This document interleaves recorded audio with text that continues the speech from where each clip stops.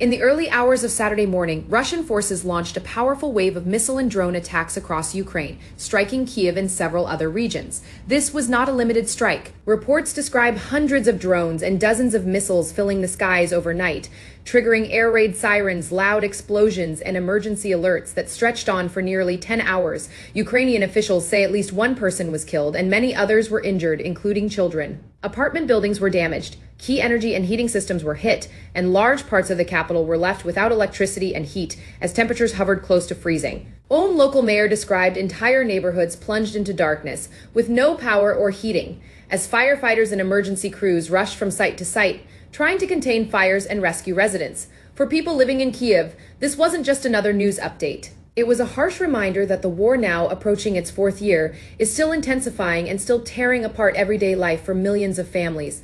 What makes this attack especially significant is its timing. It happened just as Ukrainian President Volodymyr Zelenskyy was preparing to travel to the United States for a high-profile meeting with former U.S. President Donald Trump. Zelenskyy is heading to Florida to push forward a U.S.-backed peace framework aimed at bringing an end to the conflict. Officials familiar with the plan say it is close to completion and focuses on long-term security guarantees for Ukraine, resolving territorial disputes, and laying the groundwork for peace after years of brutal fighting. But reaching an agreement will not be easy. One of the biggest obstacles remains territorial control, particularly in contested regions like Donetsk and around the Zaporizhzhia nuclear plant, a location that carries both strategic and symbolic weight. Ukraine wants to freeze the current front lines, while Russia continues to push for broader territorial claims.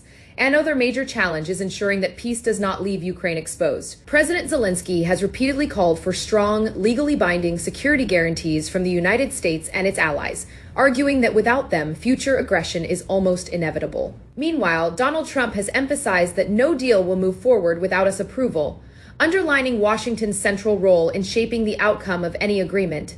In response to the overnight attacks, Ukraine's leadership accused Russia of deliberately trying to derail diplomatic efforts. Zelenskyy said the strikes sent a clear message that Moscow's actions speak louder than words, and that missiles and drones have replaced genuine interest in peace. International concern is growing. In neighboring Poland, airports were temporarily closed as a precaution, reflecting fears that the conflict could further destabilize the region. This upcoming meeting is about far more than ending a single war. It's about the future of European security, global stability, and whether diplomacy can still succeed in the face of escalating violence. Will Ukraine receive long-term protection and support? Can Russia be brought to the negotiating table in good faith? And is peace truly possible when attacks continue at this scale? These are the questions now dominating global attention. So now I want to hear from you.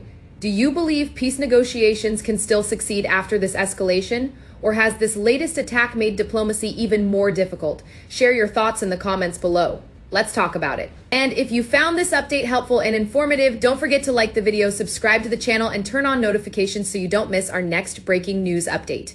Thanks for listening and stay tuned for more.